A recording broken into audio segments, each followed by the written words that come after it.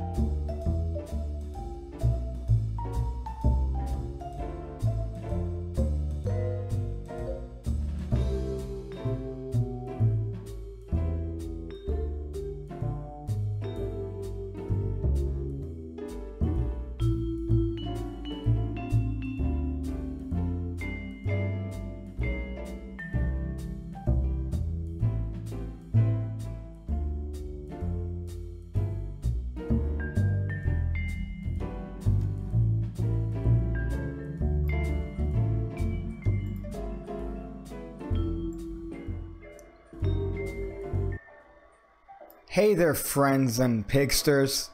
The live stream's gonna start in about 10 minutes, so you should...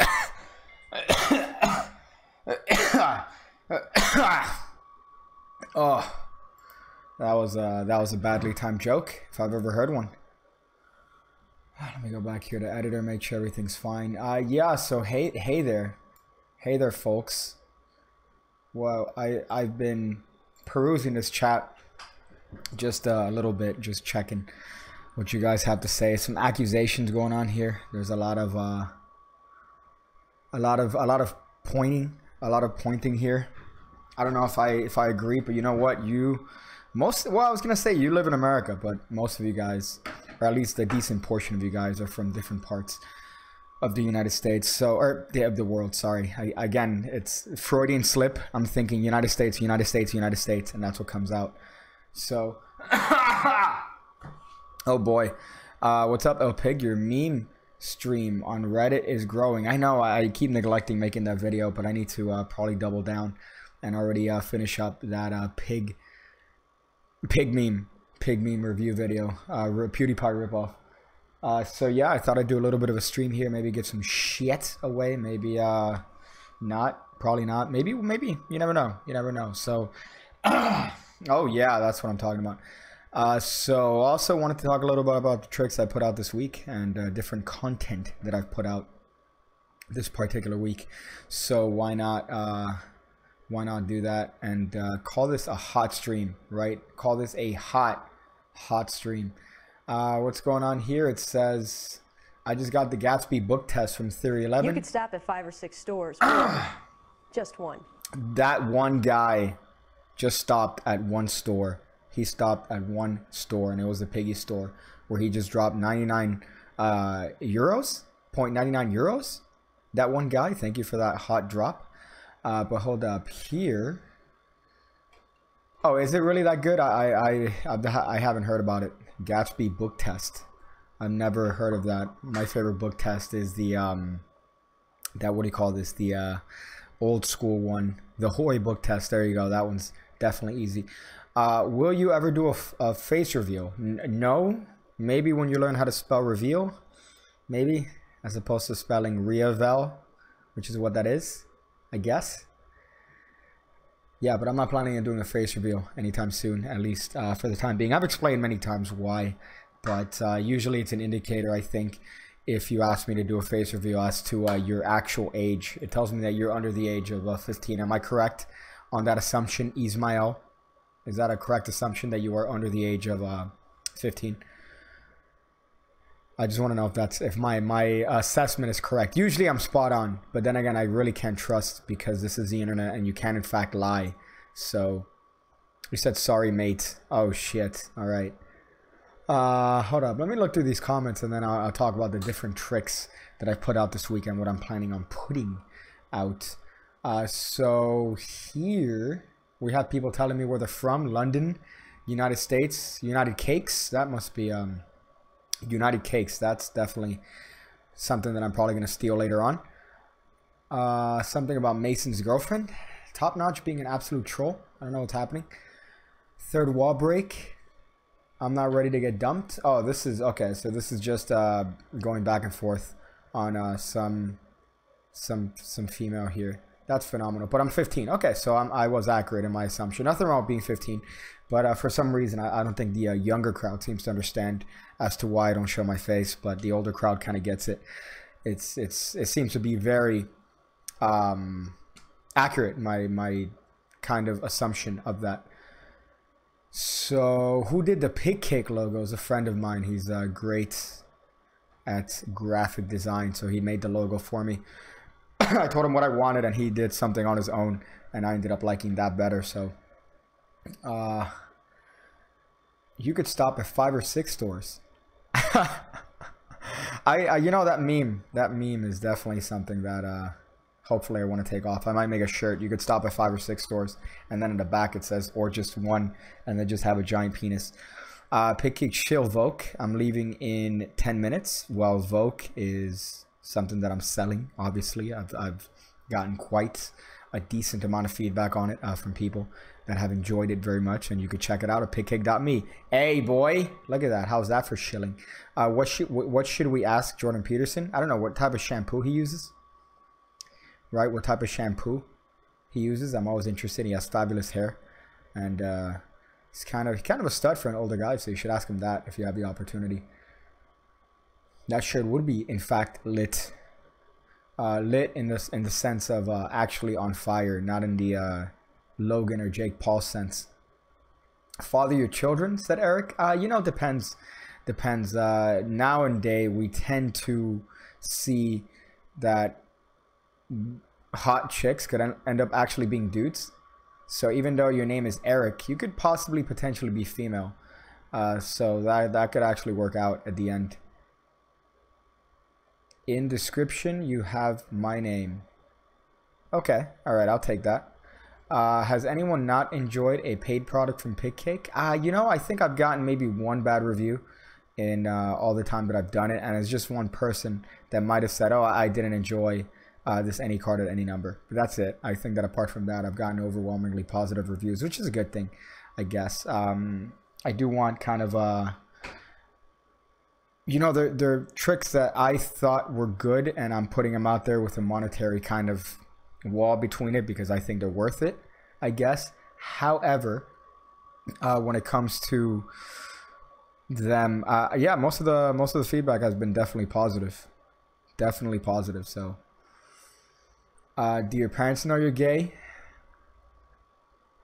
The fact that great content is about to get a hot notification here with Evan Era. Let's see, I'm waiting for it. You can stop at 5 or 6 stores or just one. Hey, there you go. That's straight up heat. So yeah, so my parents don't know that I'm gay.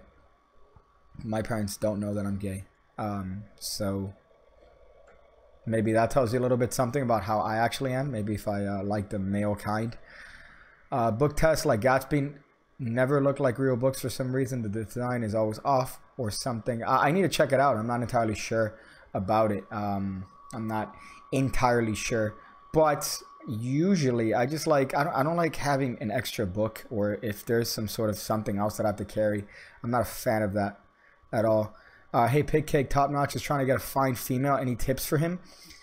You got to hit up the clubs, man. You got to hit up the bar scene. I imagine you guys are under the age of 21, so it's going to be a little bit hard, but you know, maybe you gotta just grow a little bit more. Maybe get a fake, right?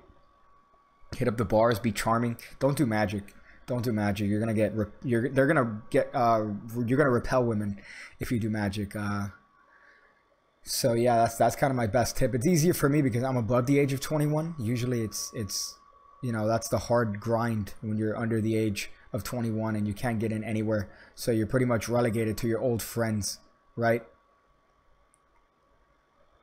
Hold up. So Carlo says, I bought everything Piggy. A-Can is the only thing I didn't like. Yeah, I mean, pretty much any card. I think it's one of the tricks that I even mentioned in the advert. Is not something for everyone. It's not something that everyone's going to enjoy, because the methodology behind it pretty much is more of, it's not a hard-hitting trick. It's more of this introspective sort of idea, and a lot of people aren't going to like it because they feel uncomfortable doing the moment. I'm perfectly comfortable doing the actual methodology of it, and you know, it's something that suits me. It's the same shit with Peter Turner shit, right? Peter Turner comes out with all his shit, and you have a bunch of people trying to copy Peter Turner's style, and then they end up just being imitations of Peter Turner. So that one is more of a trick that I like. It's a trick that I definitely enjoy, and it works for me. So it works for the way that I perform. But it's not something that people might appreciate or people might enjoy if they're not of that sort of, if they're not comfortable doing bold moves in front of spectators. So something about nudes. There's a lot of comments on nudes here. Any magic tricks on how to get nudes? There are no magic tricks. No magic tricks that could get you nudes, I feel. Every magic trick is repulsive to women, even French kiss. So you could cheat. I mean, you could cheat that rule if you're someone like Daniel Fernandez and you're already hot. But if you end up thinking that you're going to end up purchasing a trick and that's going to end up getting you nudes, then you're heavily mistaken. And you might be heavy. So you're not only heavily mistaken, but you're also heavy and trying to resort on magic tricks as opposed to having a personality. Maybe, I don't know. Let's see, something else here. That awkward moment when your sister stares at you while the pastry magician on your computer says hot girls could be guys. Did I say that? Did I say hot girls? Oh yeah, I did. I did in fact say hot girls could be. It's true. It's true. Hot girls could in fact be guys. It's 2018. You really don't know anymore, right?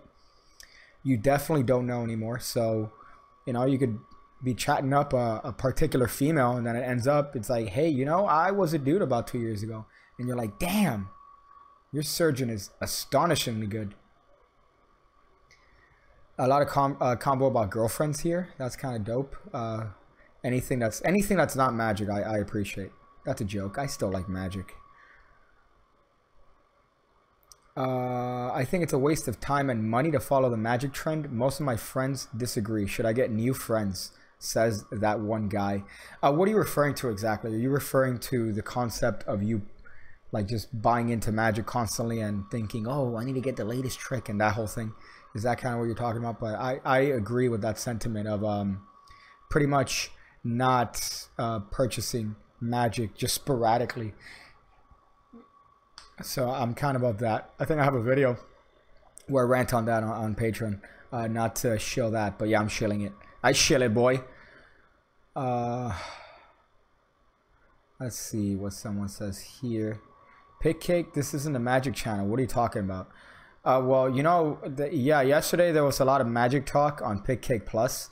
That's a no-no, man. That's not a magic channel. That channel is about real social dynamics and trying to get women by tricking them into games like Prank Invasion. So if you guys join me on my next channel or on my other channel and start talking about magic, you're just gonna get the ban hammer. You're gonna get that hard ban hammer. So hold up, let me pull up Pick Cake here on YouTube. Not Pick Cake Plus, Pick Cake, just to kind of refer to these tricks that I put out this week. What did I put out? What did I put out? I put out Vanish Any Playing Card. How's that for clickbait? And card at any number. Easy card at any number. Oof. How's that intro, by the way? How is that cinematic intro? You get one LUT that makes you look like it's... I forgot what it's called. It's not Vaporwave, but it's like Outrun or something. Let me see if I could put this up here. Pick Cake logo big. Turn this shit off. Oh, so fuck it. Apparently I have the tism.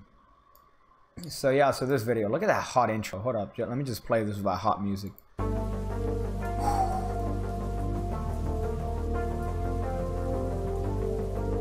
Oof. Shit.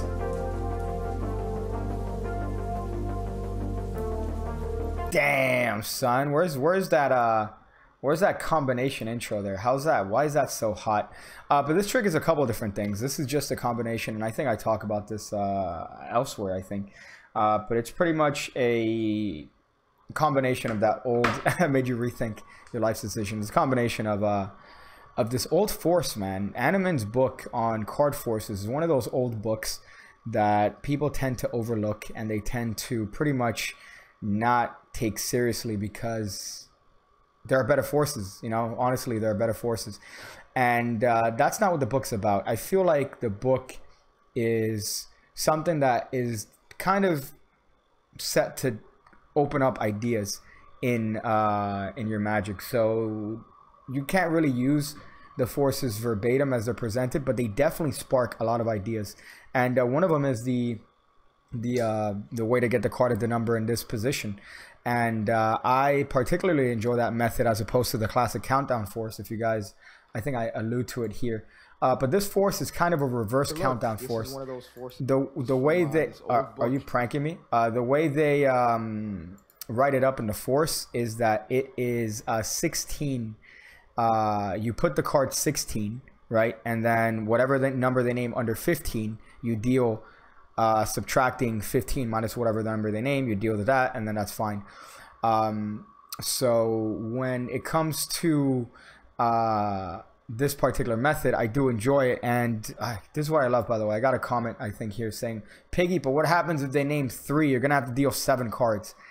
See that? Okay, thank you, top notch. First comment I see is let's eliminate the black coins. But somebody asked in the comments, hey, what happens if they name 3? See, that's what you need to pay attention in the video. God damn it, because in the video I say you have them name a number above 4 or 5. You say no, higher to make it harder.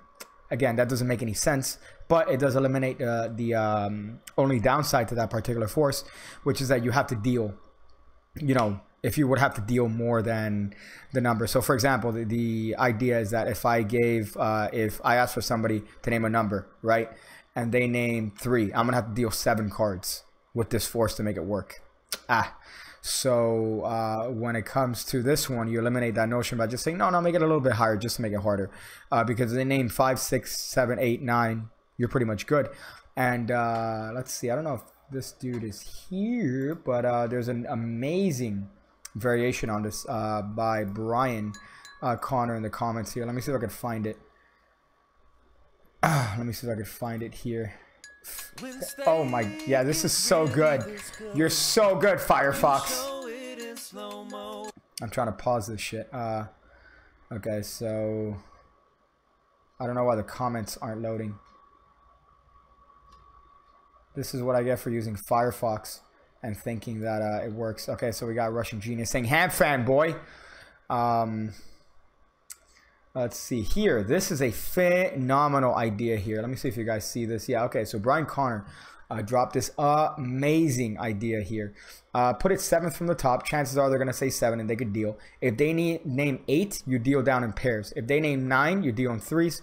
And if they name a smaller number, you could proceed as the video. Phenomenal, boy. Phenomenal. Because this is one of those kind of things. This goes back to an idea by Aldo Colombini. I forgot what trick it's in, but it's one of his old little videos. I forgot with who he did it with, but this comes from that. I don't know if this is where he got it from, but it's so fucking good. It's so good. And you know, this is kind of a variation on that if you don't want to put the card 10th from the top, and 7th is easier to put in the top. You could even do one of those fucking, what's it called, the fake pass, false pass, no, top pass. God damn it, what's it called? Someone I know is gonna mention it. What's it called when you pretend to take out cards? You take out 1 instead of the rest of the deck. Lift pass. How come it's something like that. It drives me nuts right now that I can't remember what it is. Now I'm waiting for the goddamn chat to catch up with my voice to see who names it. And of course, there's a massive delay. No, God, and of course, first thing that comes up is the wrong thing. Bluff pass, thank you. Fuck. Half pass. Killing me here. Yeah, it's the bluff pass. You could put it top change. So yeah, you could just bluff it. You could just get a break underneath 6 cards from the top of the deck, and you just do the bluff pass to get it to the 7th position, which works out. You could do the same thing with 10 cards, but I just like the idea here. But yeah, so this is just that, and it uses the what I like too is that it uses the oops control by Jen Grant, another old magician that's come out with too much shit. Pretty much, what does it mean by dealing in doubles or triples? That instead of dealing the cards singly, you push off 2 and then you put them in a table, so you're dealing them in pairs, right? So that's what it means. So if when he says deal them by 2s, instead of dealing 1 card after the other, you'd spread 2, drop them on a table, spread 2, drop it on the table, spread 2, drop it on the table, like that. So yeah. But the oops control, this is another iteration of it that works extremely well, because the oops control is something in this case that not only is used to control a card, it's used to control a card in a certain position. And another thing that's kind of annoying here that I found is, let me see if I can find a comment. I get annoyed at certain little things in comments, and I'm like, you know, you don't have to do the oops control. That's the thing that I kind of want to get people to sort of realize when it comes to when it comes to tricks, the way you see them, you don't have to do them the way they're presented. You know, you use your methods, use whatever you're comfortable with. And that's going to be the thing, though. So somebody says here, let me see. Right here, this not clean enough for me. Every time I perform, I'm supposed to sell the fact that I have a face-up joker accidentally? Yeah, that's my way of doing it. You know, it doesn't have to be the way you do it. There's about a thousand different ways to get the card to the top and get the card 10th. So, and this one kills me too. What happens if they name a card higher, name a number higher than 10? Are you reading? Are you fucking paying attention? All right, so yeah, so I just found that a little bit of a weird comment. I don't want to say stupid, but it's a little bit of a weird comment. So yeah, so definitely use your own method if you don't want to use the oops control. But I think that it's the cleanest because you don't use technically, you're not doing any control. You're just setting it up and then that's it. Good to go, right? So Paul Mitchell says, hey, Piggy, I won the giveaway the other day and I got 5-2. Have to say, I love it. I'm going to be using preset all the time. Well done. Hey, I'm glad you enjoyed it. It's definitely a combo of a lot of ideas. It's not just Piggy. It's a lot of, I want to say, Caleb Wiles, Gustav Farrow, I think has a little touch on that. Obviously, Paul Harris, Daryl, a couple touches on the handling there. So yeah, it's definitely a combination of a lot of things, but it's definitely my favorite way of doing resets. Funny enough, preset would be a trick that you would do before reset. And I have another trick that I use to get into preset that should be called preset, but it's not. It's called, I called it presetting preset, which is really fucking annoying. So do you perform human blockhead? I tried. My nose is kind of sensitive. And I've tried to do it, but I just can't fucking, I just couldn't. I just got too much water in my eyes. Hold up, let me read the comments here, see if I missed something. Bluff, now I got a bunch of shit. Bluff pass before. How often do you practice the bases? You know, I do them every time I have an opportunity. There's cards all over my house, so every time I'll just pick up a deck, practice my stuff, do pinky counts, do you know, dribble to doubles, passes. So I'm always constantly kind of practicing, I guess. Obviously in the confines of my house. If I'm elsewhere, I'm not gonna be fucking practicing. I think that's honestly the most loser shit you could do. But around here I always kind of have decks in my hand, so I'm always kind of practicing those things. But when it comes to that sort of thing, I tend to kind of I practice in context. So I like to make sure that whenever I'm practicing and I legitimately set aside time, holy shit, to practice, I practice the entirety of the routine. I love, that's the funniest thing I've ever heard. I could do human blockhead with a Nerf dart. I'm Jewish, so it helps. Yeah, that usually helps out. For some reason, I don't know what series of evolution has led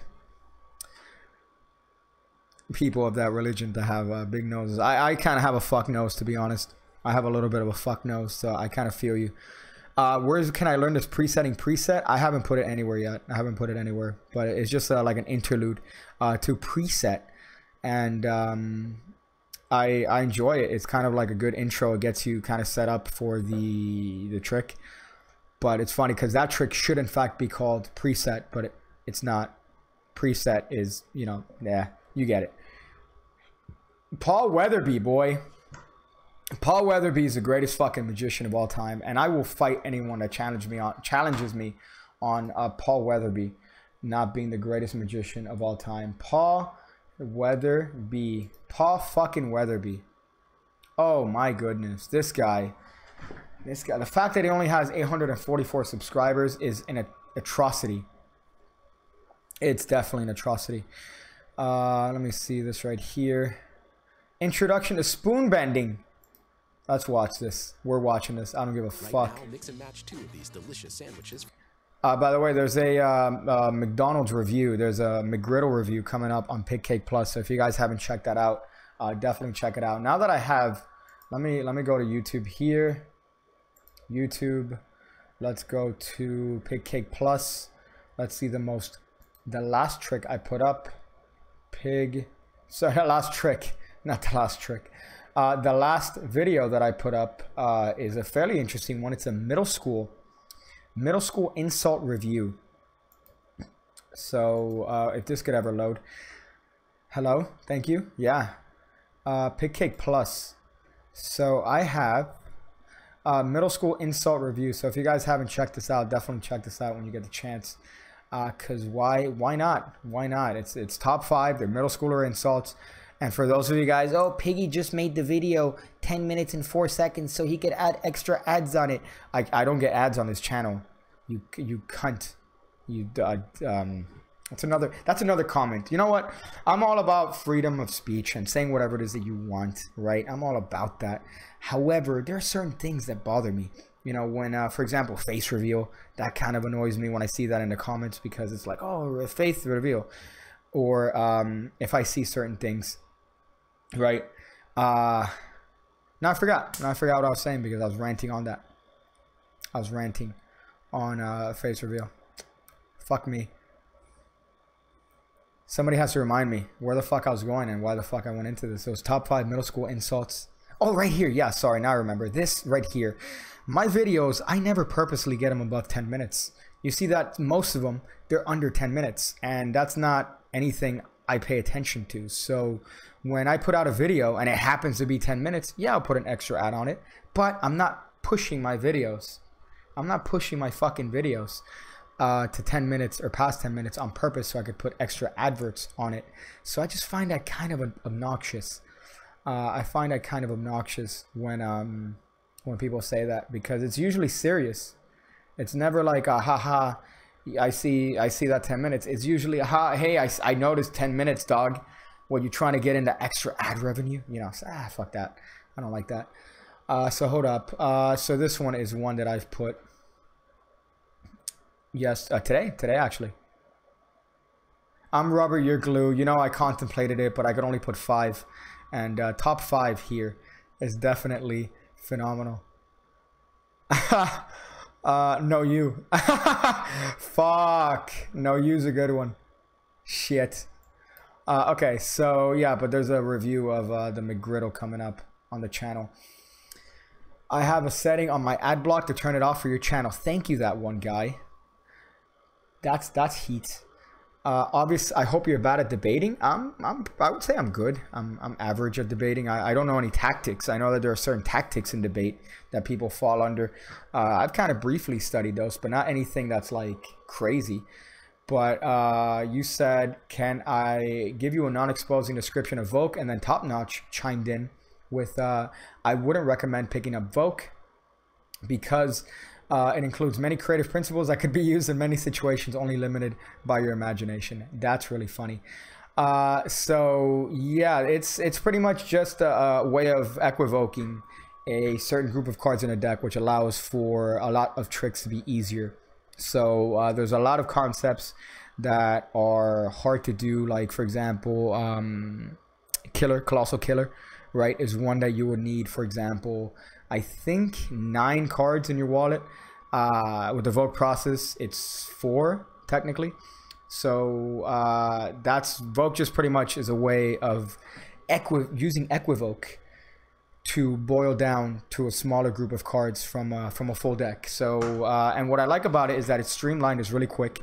So it's not anything that's one of these long processes. One of the things that I used to hate about equivoking a deck is that you really have to go through this long process, because imagine you have to cut it through reds and blacks. You have to cut it through high cards and low cards or whatever. This is a way of pretty much eliminating most of the deck in fairly little time. So there you go. That's kind of the tip I could kind of tell you without exposing it.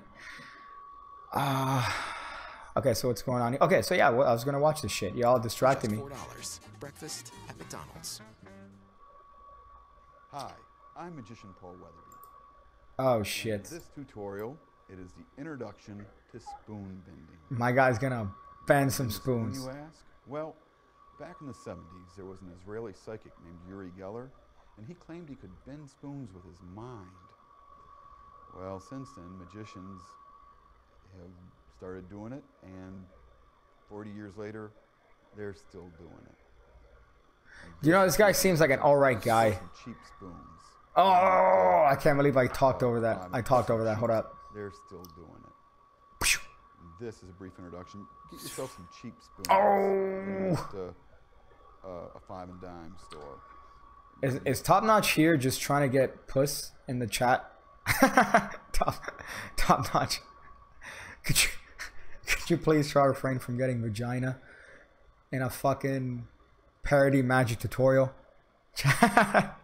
Like, god damn it. Of all places. It's like trying to get pussy in a gay bar. They're gonna show up and be like, hey, where's all the puss? Actually, no, that's not true. Women tend to frequent gay bars because they don't get hit on.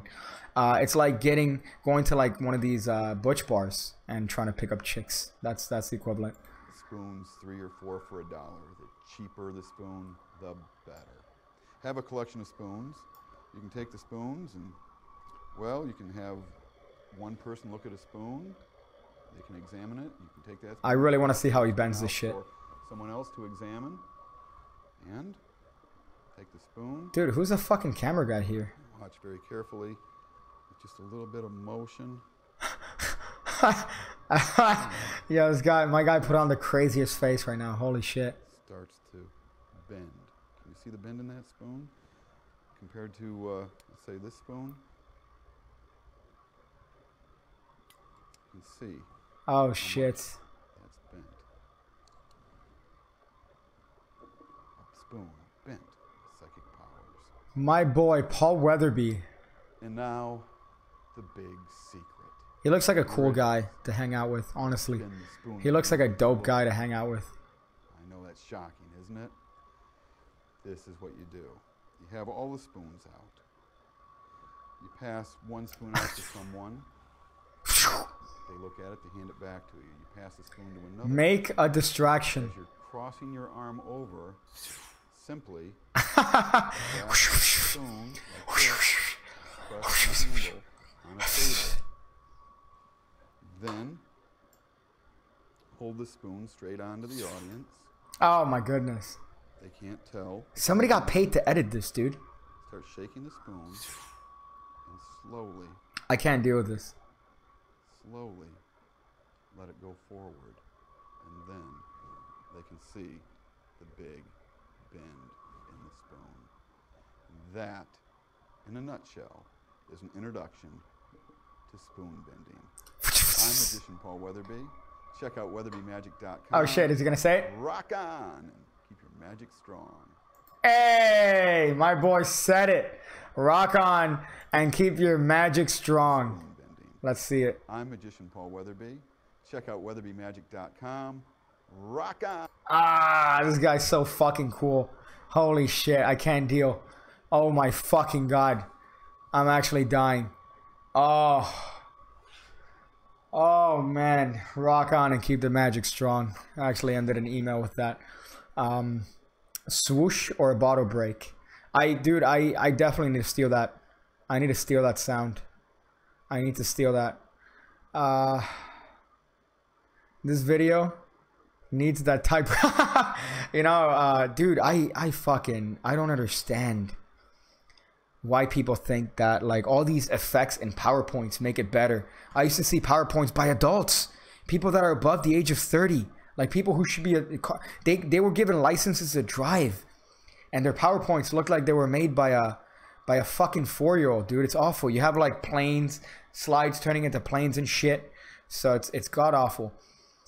So wait, you said Brian, you said watch the kale stems video. So Ehau kale stems. Let's check this shit out. This one? Because this is an Ehau. Unless you're talking about Expert Village. Let's see, kale stems. Which one am I looking for? I'm praising the shit out of this guy. I am praising Paul Weatherby so hard. Dude, if I meet him, I'd probably fangirl.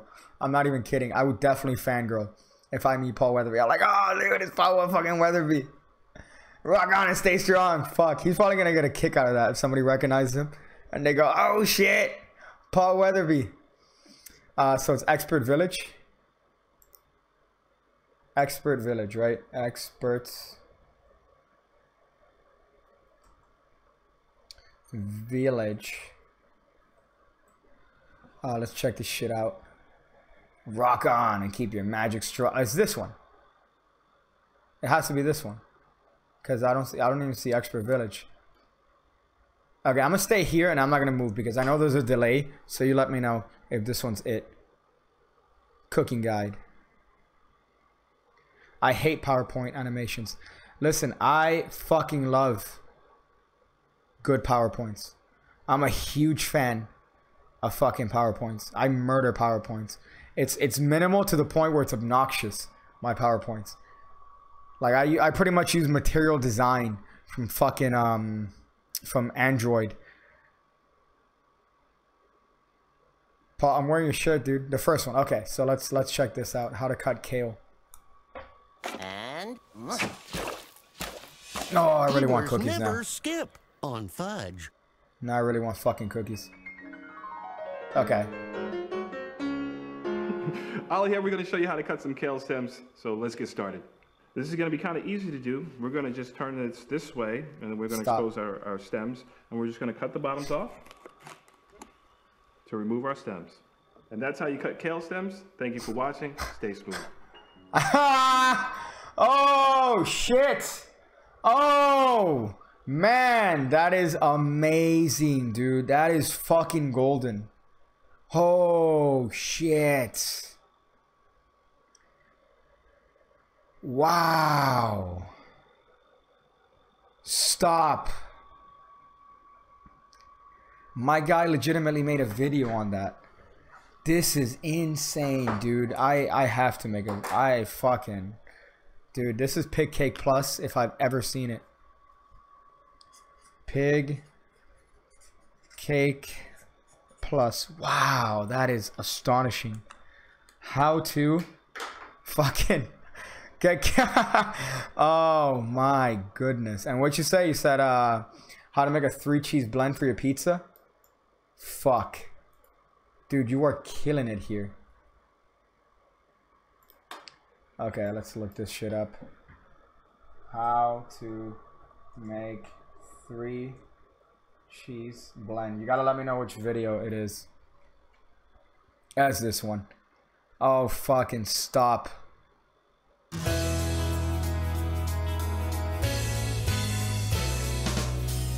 Hi, I'm Chef Mike Nyland. I'm a Tucson personal chef, and I'm here to show you how to make a 3-cheese blend. I'm a Tucson personal chef, and I'm here to show you how to make a I'm sorry. Hi, I'm Chef Mike Nyland. I'm a Tucson personal chef. I'm a two-time personal chef. That in that it was done. David Sharp subscribing. That's heat. Did he honestly just say I'm a 2-time personal chef? Like he's only cooked twice? I'm here to show you how to make a 3-cheese blend for pizza. Stop. First you start with shredded mozzarella. Stop. Is he going to put them in one bowl and mix it up? Then a shredded provolone. And then a freshly grated Parmesan. You mix them all together in the bowl. No. No. No. No. Somebody got paid. Stop. Somebody got paid for this. That's how you make a 3-cheese blend for your pizza. This is amazing. How did somebody get paid for this? Somebody's job was to edit this and to film this. Let's see the comments.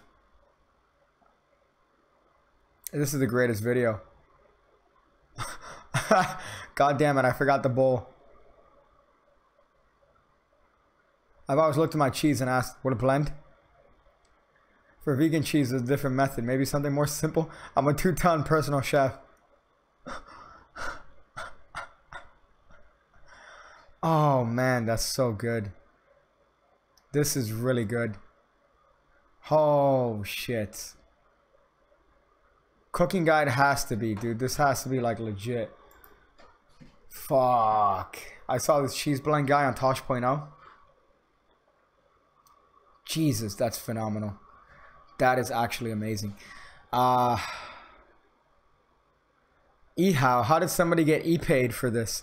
That's what astonishes me. If somebody like this was able to get a funding for this, I can't imagine it being hard to make a profit doing something absolutely dumb and trivial. So hold up. Let's see. Watch more from the recommended videos. I know I need to make an actual video on this. I definitely need to make a video on this, like an actual legitimate video. I feel like, you know what, I need to make, like, I need to turn Pig Cake Plus into a cooking tutorial channel. That's what I feel like I need to do. I need to go in there and say, hey, what's up? I'm here to show you guys how to make microwaved pizza. So you remove it from the packaging and you put it inside of a plate, and then you pretty much, right now it depends on your microwave, but you put it in the microwave and you close the microwave, and now you decide what time you want to put. So I'm gonna put 1 minute and 30 seconds. That's my about when the pizza comes out nice. And then, you know what I'm gonna do? I'm gonna actually have a minute, and I'm all right. I'm already good. I got it. I already got it. Oh, I can't wait. I can't fucking wait. That's definitely going up.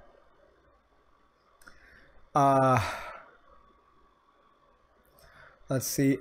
Instructions not clear. Ended up with avocado dip. Yo, that's hysterical. Have I ever heard of Globo Gib? No, I gotta say, I have no idea what the fuck that is. Sounds like some sort of Minecraft channel. You should fuck up microwave. I'm like, oh man, I fucked up. That's my tagline. Oh yeah. Oh man, and then that's where the audience goes, yeah. It's like when Kramer used to come in Seinfeld. I love, by the way, this started off as it's like, hey, these are genuine tips on pig cake magic videos, and then now it ended up in watching Paul Weatherby. Oof. Shit. Sorry, Peter McKinnon. I accidentally landed on Peter McKinnon's channel, apparently. Shit. Is it a meme? Really? It seems like an awful meme. G Gob, right? Sounds awful. Or I should cook ordinary foods in a toaster. That's what I should do. I should just be like, here's how to cook pizza in a toaster, and it doesn't fucking work. Hold on, I just... Shit! Damn, son! It's about that time. So yeah, let me go back here. Vanish a playing card. Oh my goodness. Fucking A. At least there's an ad on this video. At least there's a fucking ad on this video. Thank the Lord. So this video in particular is based... Actually, it isn't based. It is exactly rub-a-dub from Expert Card Technique. Specifically, it's in the discovery section, if memory serves me correct. And it is on page, I think, 3, I want to say 01. I might be wrong. Am I wrong? Am I wrong? Am I right? Ooh, damn, yo, Piggy's right. It's on page 301. It's on page 301 of Expert Card Technique. If you guys haven't checked this shit out, it's definitely one of those like kind of old school tricks. And obviously everyone does a rub-a-dub vanish. Everyone has their own variation and their touch on the rub-a-dub vanish. But I think it's essentially a simple move that could be done wrong very easily. But when it comes to this one in particular, it's definitely a good trick because it's unexpected. And that Darren Brown touch is something that you shouldn't dismiss. In the middle of the trick, I was talking about the Darren Brown touch where you lift up your hand, you pretend like the card is stuck to your hand, and you lift it up. And what that does is that separates the moment when you actually did the dirty work to the actual part where you are apparently making the card disappear. Because the closer you are to that move, the more likely that the spectator is to figure out the method. And that's what I think kind of makes the rub-a-dub shitty from when other people, or when I've seen people do it.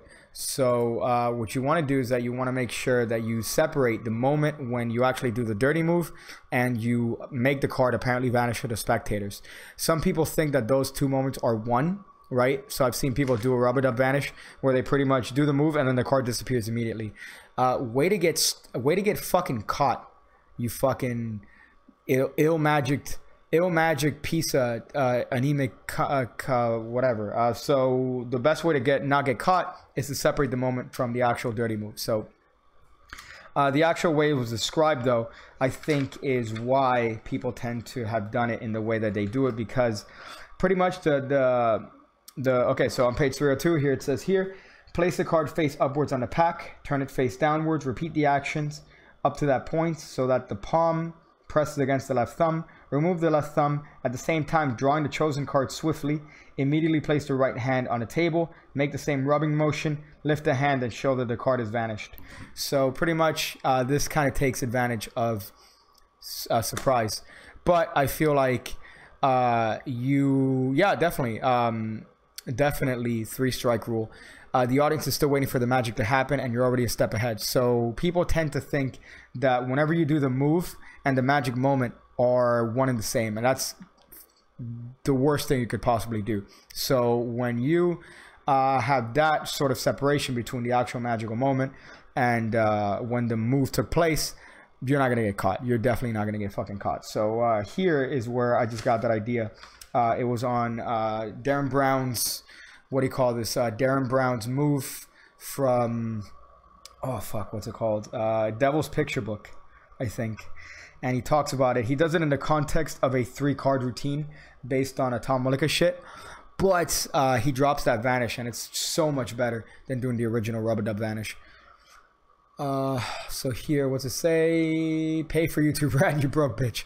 This is on Firefox. I don't have YouTube Red anyways because I think it's a fucking pointless thing.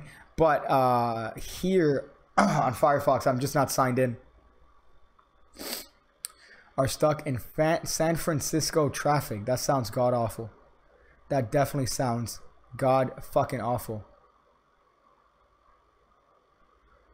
Hold up, someone here. I am out of bullets. I don't know what's happening here. There's a lot happening in the chat. Mason will send you 12-year-olds. What about 12-year-olds? I need YouTube Red for Cobra Kai. That's the only unfortunate thing. But I feel like most YouTube Red shows are kind of shit. And you saw that they recently got a lot of shit because they're like, oh, join our new YouTube Red shows, which with such well-known YouTubers such as fucking, what, Ariana Grande? Will Smith, right? It's like, all right, good. Thank you, guys. But yeah, but this trick is definitely one that is one of the simpler tricks, one of the earlier tricks that I learned when I first got Expert Card Technique. Honestly, simply because they had pictures. So Rub-a-Dub actually had a picture in the book, which is one of the reasons that I learned it when I was younger. When I was younger, I would just look through the book for pictures. And when I would go through it, I would pretty much just exclusively learn the tricks that had pictures on it. Then as an adult, I realized, oh, that's a waste of time. So I started to actually read the book and find a bunch of fucking gems in it. And Rub-a-Dub was one of the ones that actually had a picture, so I read it. But it's a wonderful motivation because it's surprising to the spectator that you're able to make the card disappear. If you even look at the demo for the trick that what do you call this? The Daniel Garcia, the mint box. He does a Rub-a-Dub vanish to make the card disappear. And it still works. People freak out. They're like, where the fuck did the card go? And even better, when you're able to do it with, for example, like if you do a double lift, so you don't have a card picked, you have a double lift, right? you show, for example, Jack of Clubs, and then you do the rubber to vanish, you're able to make the card disappear, and you could even show the top card not to be that card anymore. So it really adds to that illusion that the card in fact did disappear. So that's a little bit of a hot touch on that to make it more convincing. But you can see that it works. Daniel Garcia has that. Daniel Garcia has that in his latest project, and you see that it works in real life situations.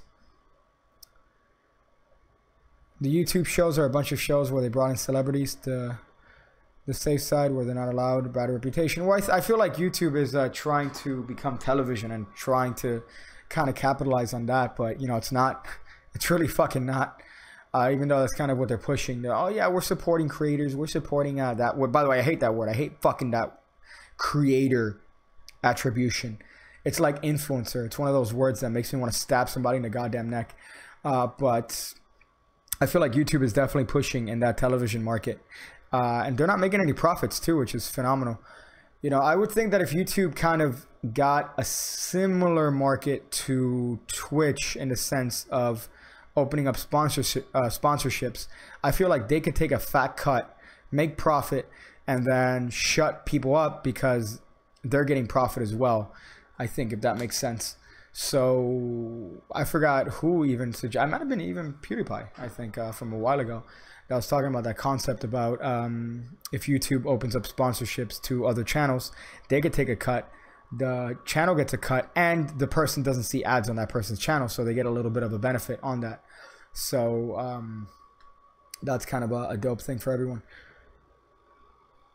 Pick Cake, where should Eloy and I eat in San Francisco? Well, I'm not familiar with San Francisco places, but you should definitely 1000% hit up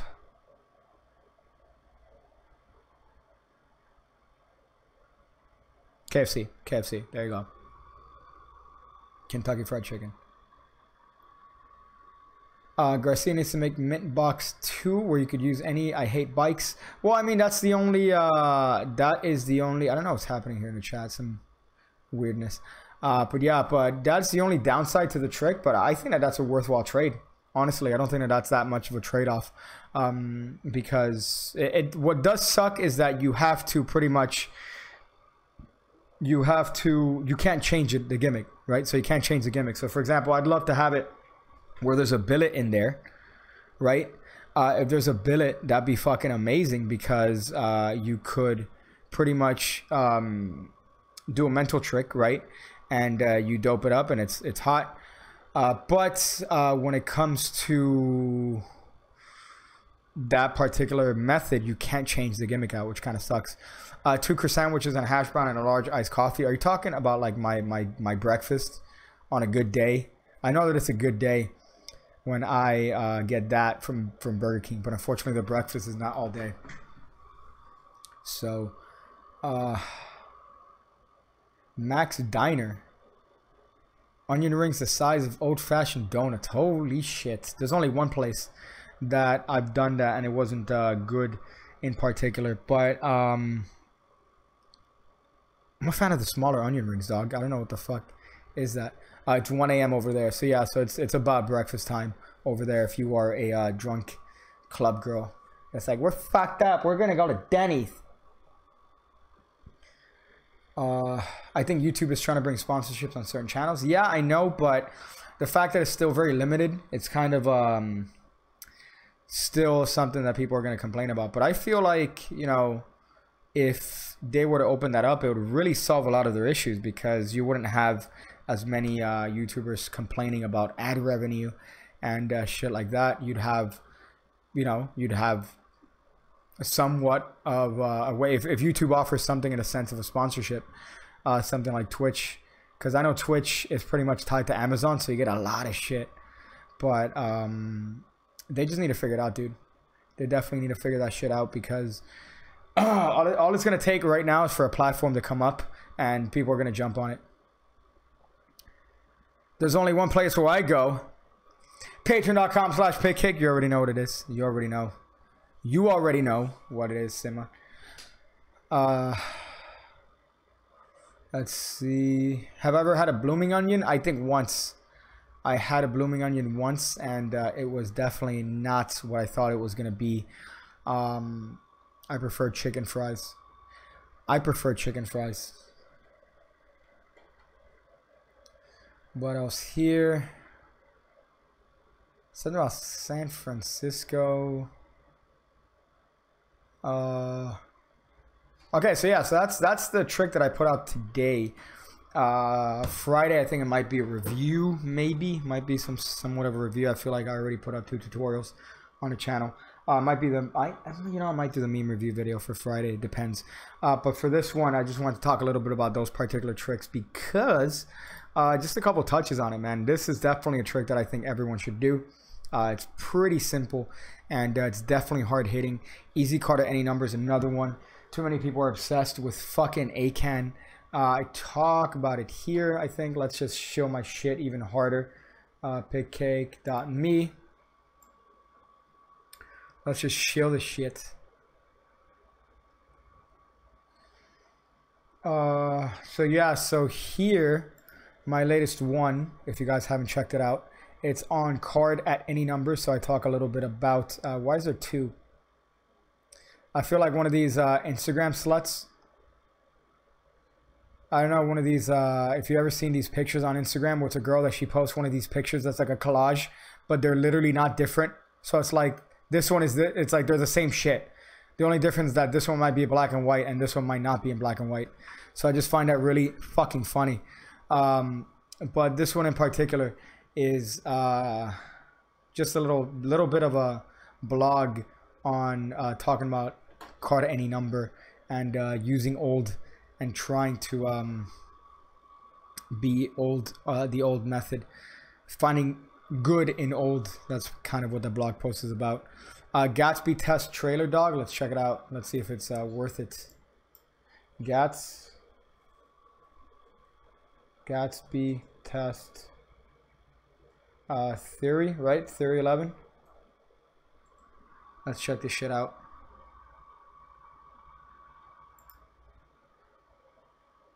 Remember the first word on this page. Could you do that? Good?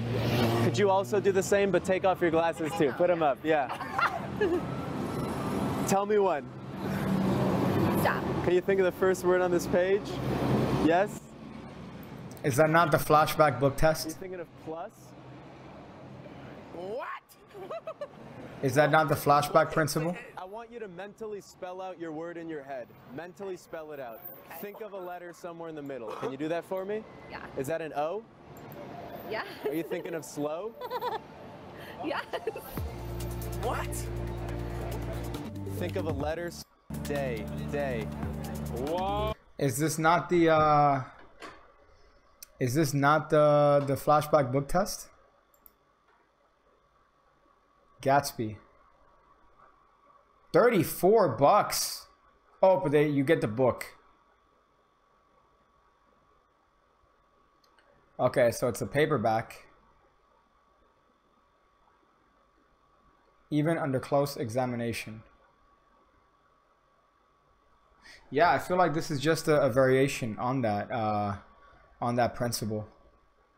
Maybe the word is hidden, like, oh, I mean, I don't know the method, but I'm guessing that it's probably hidden in the paragraph, right? But it definitely seems like the flashback book test. I mean, that's I don't like these book tests that, for example, if I'm gonna buy a book like this, if I'm gonna buy a book like this, that why not just do the Mark Paul anytime book test? Like, why not do that? Because here you're limiting them, right? If I'm gonna buy a book, I want the book to be able to be like, okay, here's the book, take it in your hand, right? Okay, go ahead, turn to any page, pick a word that's bigger than 5 or 6 letters. All right, you got it? All right, perfect. All right, does the word begin with A? No? Okay, oh shit, I thought it was. And from there you work on, right? From there you're able to do it. But what I don't like is something like this, where you buy the book, right? You buy the book and it's a gimmick book, but you still have to restrict the word that they pick. You still have to say, oh, think of the first word on the page. Why not just do it with Mark Paul's book test? Mark Paul's book test is literally any book, anytime, anywhere.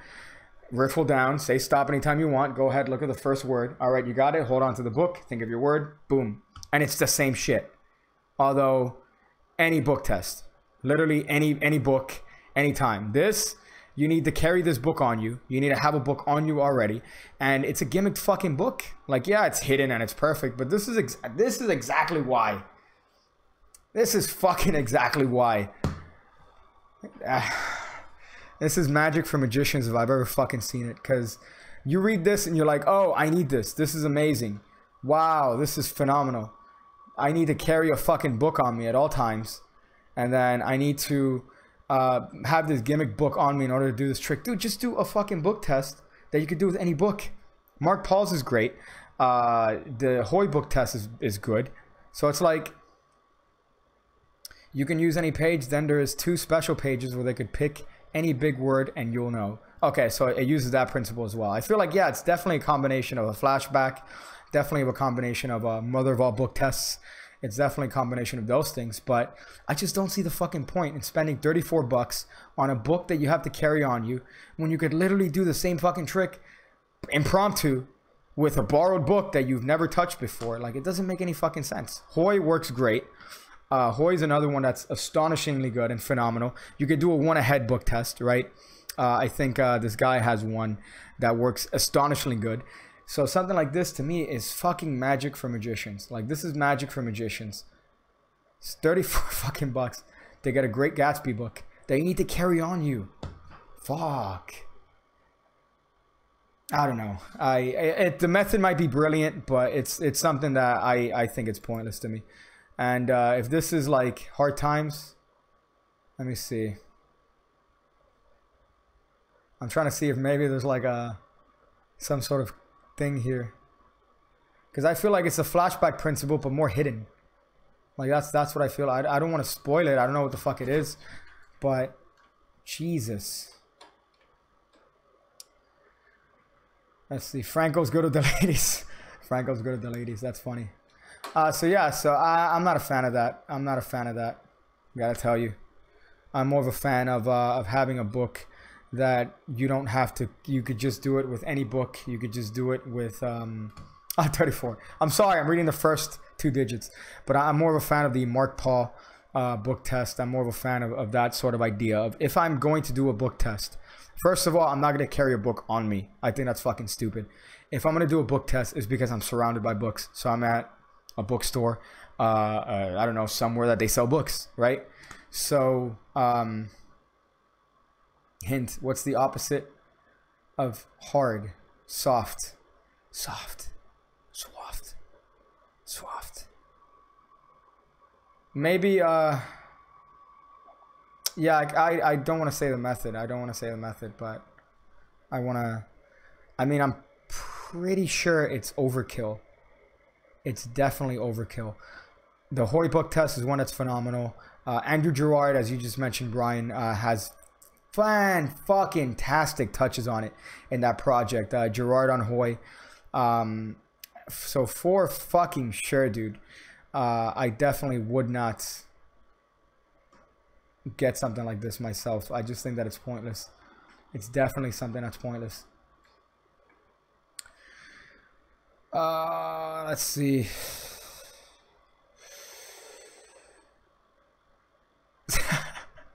Y'all making fun of my math?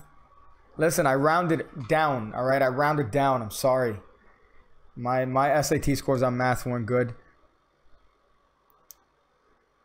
It's Banachek's book test. The one with the ring. Oh yeah, that's literally what you just said. Yeah, the one with the ring is good. But I feel like it's another kind of thing that you have to carry on you, right? I think it's something that you have to carry on you. Better than Brushwood's book test. Well, Brushwood's book test, I think, is a sort of variation on the mother of book tests. I think the mother of all book tests idea. It's $300. I think it's more of a stage piece. I feel like it's definitely designed for the stage. It's not something that I would carry on me. I'd probably end up killing myself if that's something I carry on me. But the principle in that is something that I would definitely enjoy if I am going to buy a book test, for example, for a stage show or something like that. That's the book test that I would use. because that's literally open up to any page, open up to think of any word that's big, you know, so it's not like an easy word like the. So just think of any biggish word. You got one, close the book up, put it on a table. That's what I would prefer if I'm going to buy one. But something like this that's $34 for literally the same, the exact same, almost the exact same method as the Anytime, Any Place, Anywhere book test by Mark Paul is just stupid to me. That's definitely stupid.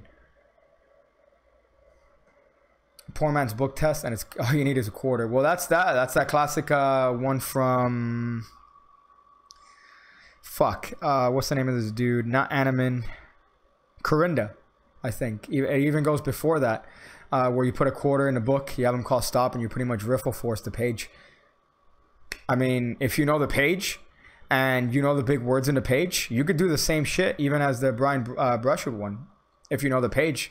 So tell them, okay, go ahead, look around the page for a word that's big, that stands out. If you already know the words that are big and stand out, guess what? You got a book test with an ungimmicked book that didn't cost you shit because you already have the book. I mean, assuming that you're not buying a book to do this. There you go. We're in downtown San Francisco. You want a picture, Pigga? Where is it? Where is the talk? That's kind of dope. You get to see Jordan Peterson.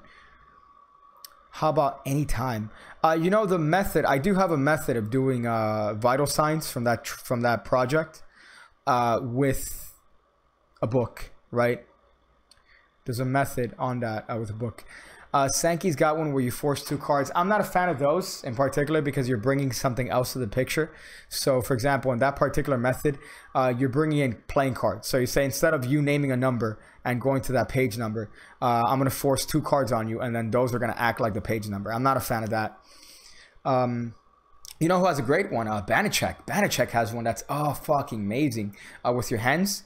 So you have the spectator hold out any number of fingers with one hand, hold up any number of fingers with their other hand. They turn to that page and they look at a word, and you're still able to figure it out. He has one that's fucking great using that principle. But I don't know, man. I'm just not a huge fan of, if I have to buy it, it's $34, so it's not super expensive, but it's $34 for, it looks the exact same. Okay, so you tell me what's the difference between this Could you do that? and this.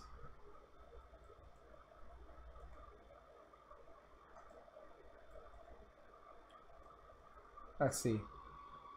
Mark Paul, he did it on fucking TV, dude. How crazy is that? Let's see if he does it here.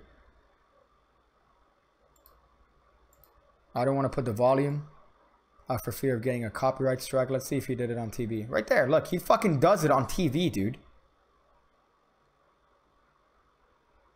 Let's see. Hello? Am I on fucking DSL fucking internet here? Is this a joke? This is like 360p and it's loading like a fucking motherfucker.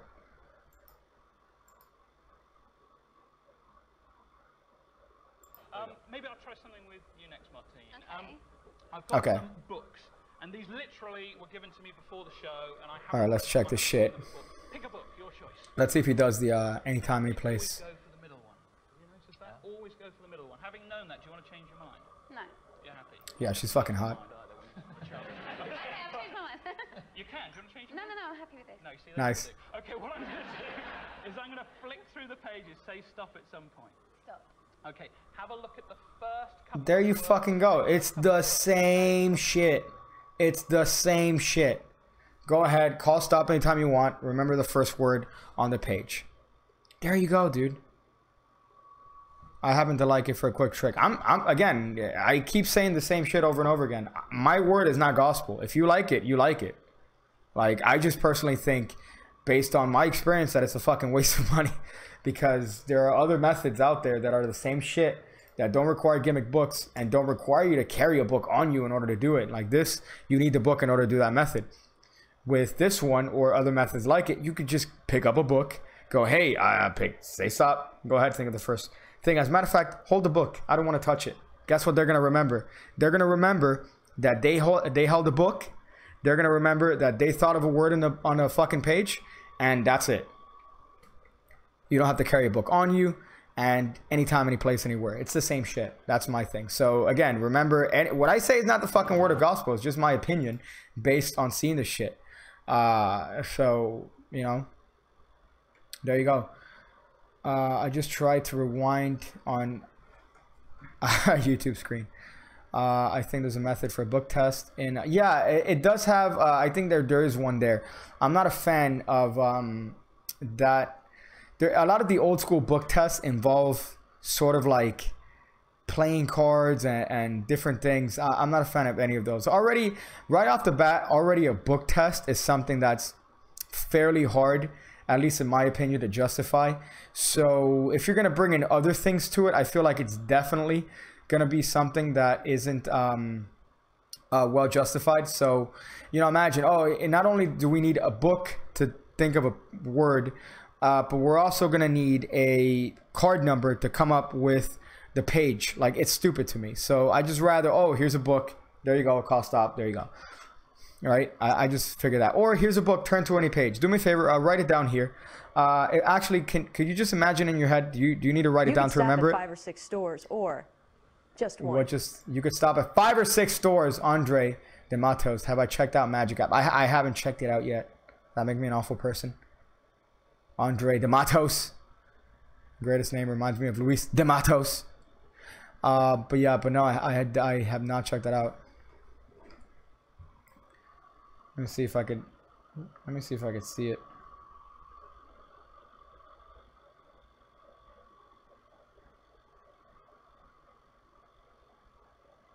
Let me check the Play Store. But yeah, Piggy, I got the gimmick from the local art shop for $5. For 5 in a pack of fucking 30. I don't know what you're talking about. Crow guy. I don't know what force in particular you're talking about.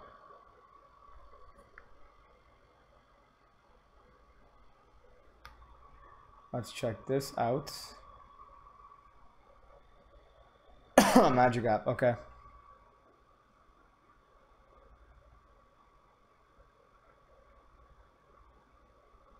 Oh, okay. So it's like the so hold up. So this is the coin thing, and then this looks like the Daniel Garcia bit. That old Daniel Garcia force from the projects, I think, if I'm not mistaken. And then this is so you could import the picture so that it floats in the screen, I feel, right, Andre? And then a card revelation.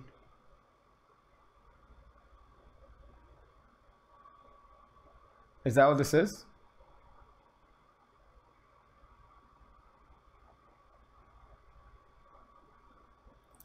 Let's see. Third-party force sounds like Thug Life. That's fucking funny. You could go to 5 or 6 book tests, or just one. Just one. That's the fucking greatest meme of all time. I wish how Helder did his book ACAN. His book isn't in production anymore that contains it. I think that's the good thing, man. I think that's the definite mystery of certain tricks. You know, it's better not to know how they're done. I think that we're method-based creatures. We want method to absolutely everything. But to me, some tricks are better left not knowing the method. I talked about the Osterland coin bend, right? That he borrows a penny, you know, literally asks the spectator to take out some change if they happen to have a penny. He reaches in there with fingertips, keeps it at fingertips, fucking fingertips, rubs his hand on the coin, and it bends. So even though I would love to find out the method, you know, I would more likely than not probably not like to know the method. I wouldn't like to know the method because to me there's a certain inherent mystery in that. So Gucci gang, Gucci gang, Gucci gang, Gucci gang, Gucci gang, Gucci gang, Gucci gang, Gucci gang. $5 million. $5 million. I need to go mow a 3-foot tall wet lawn. Theory 11 is selling a lawnmower test for 3. It comes with the lawnmower. You should, yeah, you should. It might come with a deck, with a gold monarch deck. Do you have iOS or Android? I have Android. I almost said iOS. I almost wanted to kill myself there. But see, I'm more of a fan of magic apps. I think I was even saying this in the last live stream, of magic apps that don't require the spectator to know that there's something going on my phone, right? So I like those apps. So for example, there's an app that my phone does something in the background. I much prefer that because unfortunately, the truth of the matter is that a lot of spectators, they tend to think that things that aren't even using your phone use apps. So I've had spectators that I've done a center tear for, and they're like, man, you just have like, because I looked at my phone briefly while I did the center tear. They're just like, you did a fucking, you just have an app that lets you know, or the camera saw it or some shit. I'm like, it's fucking stupid. How the hell would that even work? So even when the trick doesn't require a phone, people tend to think that it's a goddamn app. So I don't like tricks that use the phone overtly. Like, oh, here's a phone. I have something in my phone. Boom, there you go. Like, I'm not a fan of that. I'm more of a fan of, you know, for example, this guy has this wonderful trick where I'll call my phone, and I'll cancel the phone. You could set the background too. Piggy, any mentalism coming up? But yeah, but again, it's still an overt thing. So I still require for me to get the phone, say, hey, look, I have something on my phone, check it out. So those are the tricks that I'm not necessarily a huge fan of. For any mentalism coming up, yeah, I do have one tutorial coming up on the channel that I filmed a little while ago. That is, you know, mentalism, I guess. But that, I think I might have one other thing. But that's about it. I mean, I usually like to keep most of the mentalism stuff to myself, I guess, selfishly. So there you go. There you go. Let's see. Helder does a strange magic variations in oil and water. Is sick. He does oil and water using, and even the jokers. Yeah, he's a pretty good. He's, from what I've seen, like, he does his shit in Spain. You know, so the tricks that I've seen are from like Spanish TV, whatever ends up on YouTube. But he's fucking amazing. He's great. The only thing that was funny, I remember that a Wizard product review they had a review of one of his DVDs, and he's like, here's the DVD, but you can't do any of the tricks from it. So you can't record yourself doing any of the tricks on this DVD because they're my tricks and I own them or whatever. And I was like, that's fucking funny. Why put a DVD out then, dog? Come on. We're at Pier 39. How basic are we? Holy shit. Are you guys holding Starbucks? Are you guys holding Starbucks? Is this what's happening? A chai mocha latte? Can you teach the flourish that you do? That might be the most generic comment I've seen. Could you teach that flourish that you do? Yeah, I'll teach it. I'll teach that flourish that I do. That's how the fuck am I supposed to know, man? Which flourish? I'm gutted that X isn't making Malice anymore. I actually have no idea how it works. Yeah, it looks dope. Malice is one of those tricks that's I don't know if it's based on the same sort of things and mechanics of tricks that change the like the vanishing deck sort of things. I don't know if it's based on that, but it definitely did look dope. I actually want to pick one up. Oh, I just died in my throat. I actually wanted to pick one up, but by that time they were already way gone. Gone.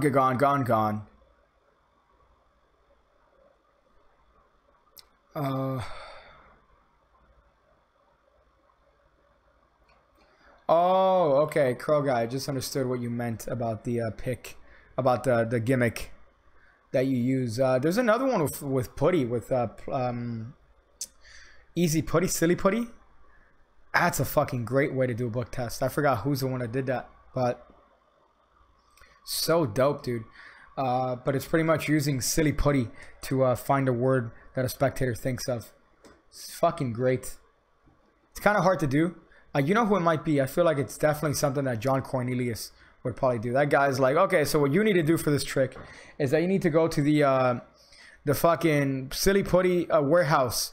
Get some silly putty. Every one of his fucking tricks. I remember I have one DVD from him where I think it's called Creative Magic. I swear to God, everything that this guy uses, he gets from like supply houses.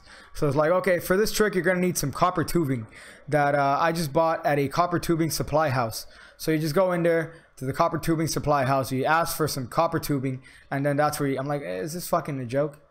Like, come on, John. Jesus, but they're amazing tricks. He does that one where the cigarette vanishes in his hands and then it appears between his lips with his hands over his head. Let's see. Can you teach the card trick where somebody picks one and I find it? I could teach that even here. See, you spread the deck. Somebody takes out a card. You tell them to show it to their friends. And then you make that stupid joke that every magician says. What? I'm not your friend? What? I'm not your friend? You're not going to show me the card? You could stop at 5 or 6 stores or just one. Great content with the hot $3.99. It says, say silly putty once more. Sounds fucking amazing. The method is kind of weird, though. The method's kind of weird for that book test. It's not mine, so I really am not in no position to say it. But if you think about what silly putty does, you can kind of figure out what you're doing. It does require you to palm silly putty, so that might be a turnoff for somebody. But I forgot what I was. Oh, silly putty. Is that what I was saying? Silly putty. Did I say putty or putty? I felt like I was saying putty. Silly putty. I was talking about the greatest card trick. Yeah, that you have somebody look around. Well, I'm not your friend. I'm not your friend. You're not going to show me. All right, place your card here. And of course, they're going to say, I don't want to put it there. And you go, okay, fine. Then call stop anytime you want. Then you dribble the cards, right? I don't know how many times that's happened. Go ahead, place your card right there. And instead of placing it on top of the pile, they insert it inside of the half, right? They insert it somewhere inside of the half that you've made. So you're going to have to figure out how to get a pinky break there. And then go, okay, so right there, you sure? All right. So that's happened way too many times for me to feel comfortable mentioning. People are shitting on Simon Black's Project S because it's an all-impossible move monkey trick that he doesn't bother explaining in full detail. Well, some people are better performers than they are teachers. I guess they're better at performing. I would consider one to be, for example, Jeff Sheridan. Jeff Sheridan, I feel like in his DVDs, he's a better kind of person to come up. He's better at coming up with ideas than he is at, for example, explaining them. So Simon Black just might be one of these guys that might not be great at explaining. I haven't seen it, so I can't tell you, but based on what you're saying. Oh, shit. No, you did it in Monkey on Top. Monkey on Top Flourish. I'm not sure. Now I have to look up the video. So you're talking about the flourish that I did on Monkey. Monkey on Top. What a great name. What a phenomenal name. 52 cards. How do I get my family to take a break from Wi-Fi? Damn. Xfinity XFi and the XFi app. Now what do we do? How about you disconnect it? Yes! Yes! Yes! That's 10 out of 10! Let's go again. Download the Xfinity XFi app today. All right. I don't know why I have to see the whole thing. It's the 4 of... But I know what you're thinking. Can he do that again? And the answer is yes. Yes, I can do that again. But I'm not going to do it again because you didn't ask nicely. JK, I'll do it. I'll do it for you guys. So we're actually going to take the jokers. We're going to take your card. And we're going to do this one last time. Damn, look at this. This time, visually. Boom, boy. Between the jokers. That's fucking dope. That anything is possible when you do card tricks. Anything is possible. I was going to say when you believe in Jesus, but I realized that I wasn't on my channel. So funny behind the scenes there. Anything's possible when you believe in Jesus. You can actually get their card to jump between the jokers without doing any one of these fancy sandwich moves. So this is my answer to that particular trick, however, using ordinary cards. So you could use any jokers you find from any regulation deck of United States playing cards. If you guys are from anywhere else other than the United States, you're going to have a... do the depth. I'm not sure what flourish you're talking about. In depth illusion, often given to call this monkey on top. So you're going to do this particular move. So you're going to show the two jokers, and you're going to turn them face down on top of the deck. Now remember that you do have a break below. I'm trying to remember what fucking flourish. Deck, which at that point was optional. If you want, you could just do the tilt at that point. Oh, I'm an idiot. Am I talking about like, oh, this, of course. Why would I not think, oh, maybe it's a flourish card trick that I used to open up the goddamn thing. Regulation deck of United States playing cards. Oh boy, I'm so excited. I can't wait to see what's inside. So let's just get right into zoom in right in the coffee stain, which actually doesn't involve a lot of work on my end. So for this trick, we're going to employ the use of one of these fancy shuffles you see done by all the kids on Instagram to find the two jokers I teach that. Desperately need to do this trick. I teach that on there's an illusionist video that I teach that flourish because it's one of my favorite Sybil cuts. Pick cake, illu. I fucking hate you. Are you serious? Illusion. You can't autocorrect. You're typing with one hand. I think it's this one. I teach how to do it. It should be. Yeah, there you go. That's a little bit old. So we're going to go over what you do with this deck in a little bit. But it's important that it's at least a Daniel Madison style deck. The most important thing is that it's not an illusionist video if it does not have some sort of fancy shuffle. See, I teach that can be done to fancy dubs with your middle finger. I teach that in this video. So just look up how to illusionist hard as fuck by Big Kick. I teach that shuffle here. But the actual production is just nothing. It's just literally I pick one up and then I revolve the other one around my thumb. You could see it in the video. It's not like anything fancy, but I do teach that shuffle here. It is probably my favorite false shuffle. If it is like, if I have to do a fancy false shuffle, it's that one. That's probably the one that I always end up doing. There's also this one, which let me see if I can find it. Let me see if I can find this shit. Where's fancy?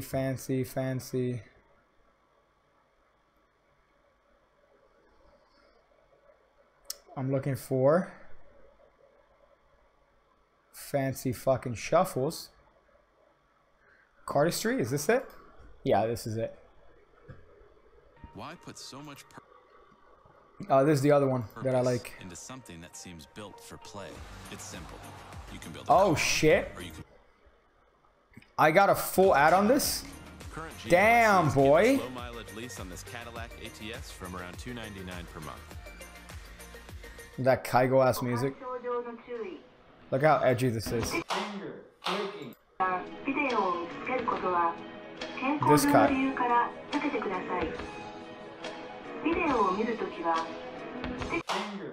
Of course, that's just combining a Sybil with this Brian Tudor cut that I misremembered. I always thought this Brian Tudor cut was done in this particular way. In like a weird sort of okay, let me just slow down here so you kind of see what I mean. So this portion right there, this portion is from a Brian Tudor cut that I learned incorrectly, right? That part where you move this from there. So I thought I could just combine the Sybil and that and find a way to make it false and it would work out. So that's kind of where this cut came out of. But of course, I think somebody said, isn't this cut? I'm like, yeah, every Sybil cut's the fucking same. Let's see, I think somebody mentions it here. Then I'm like, I think this is Sybil 1947. It's the same, they're all the same shit. Like every Sybil is the same fucking shit. Let's see. Yeah, is that it? I think there was somebody else that mentioned that. Isn't this the lavender lap dance combo plus Sybil? Like every fucking Sybil cut is the same shit. Yes, it's gonna be similar to like every other cut because every other cut's the same shit. So it's like, isn't this move? I don't know the names of cardistry moves. Like if you tell me, oh, isn't that the lavender cut?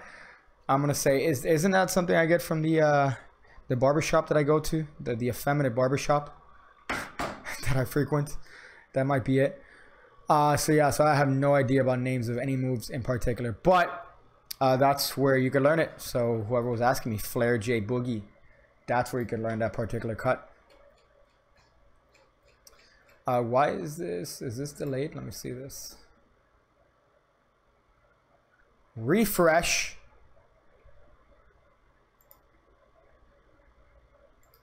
There you go. That's some heat. What's this? Mark Deck. 1800 edition. Satchel. Is Satchel even around? I feel like he was. He left here. So what? How the classic pass should be done. Shin Lim being so cute. CNN is news. What is SNL? Damn, my boy dropping some content. So do we have any hot questions? This is kind of the downside of this stream, the tail end, where if you guys have any topics, concerns, any wishes, any demands, this is the time to put them up so we could address them one by one and slowly, hopefully murder Magic one comment at a time. So this would be the time. I feel like let me see, hold up, let me go to this actual thing so I could see this, because I feel like this comment is not showing up. Do I know any good tricks using a double backer? Yeah, Daniel Garcia has a great one from his first project. That's the definite good one. Also, I don't know if I have one. Do I have one? I think I have one on. I'm gonna have to show my Patreon here, but I have a double back routine on Patreon that I think is really good. So that one uses double back card, I guess. If I could show my shit. When are we getting a Piggy inspired deck of cards? I hope really soon. I really hope really soon, but I need to make sure everything's perfect before I do it. Finally receiving my first playing cards, but I really want Piggy. That's funny. Yeah, you know, it really depends on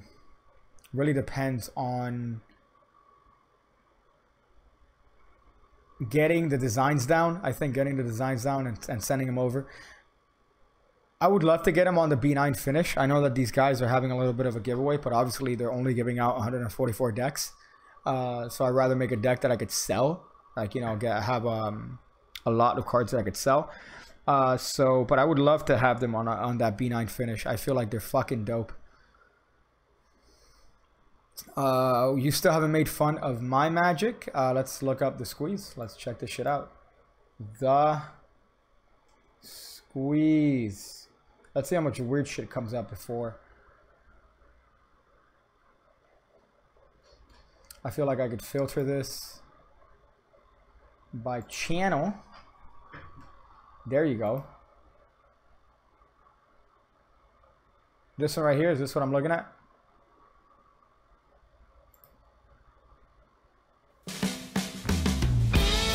Oh, that is loud, boy. Let's check this out. Psychokinesis. You got a snake ring.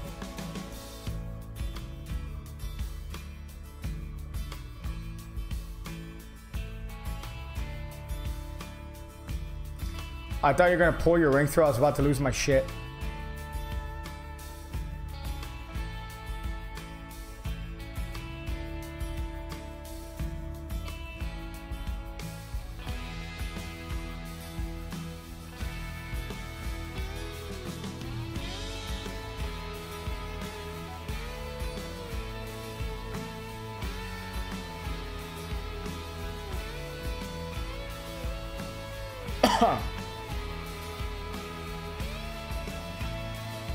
Is the ring coming off? Is that what's... Okay. I was like, what in the blue fucks?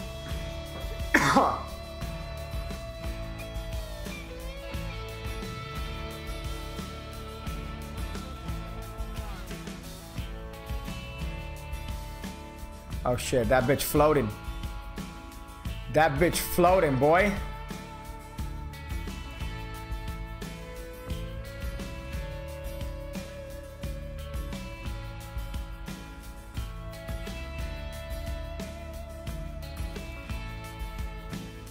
I want to see him try to explain that shit. I want to see, listen, I want to see magicians, all right? Fake magicians try to explain that shit. That shit's real, boy.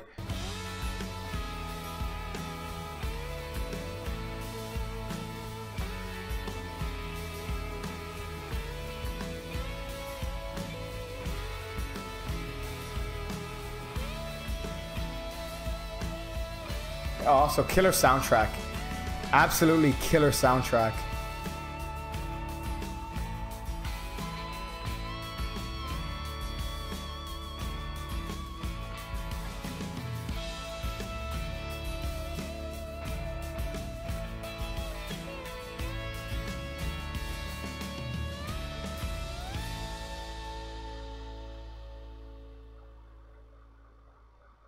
Gotta tell you, that was actually I love that it loops. I love that the fucking thing loops. That's dope, dude. Yeah, definitely good. I mean, the little beginning, I was kind of trying to figure out what the fuck was going on. But yeah, definitely job well done in that levitation. I'm always kind of impressed to see fucking levitations because I know that they're usually really fucking hard to make look good and not look like, I don't know what it is usually. Whether it's a wire, a string, or something like that. It's really hard to make it look like it isn't what it is. Because, you know, it's part of that too perfect theory. Okay, there's a fucking ring floating in the air, right? What are my solutions? Usually the solutions are fucking correct. This is very well done.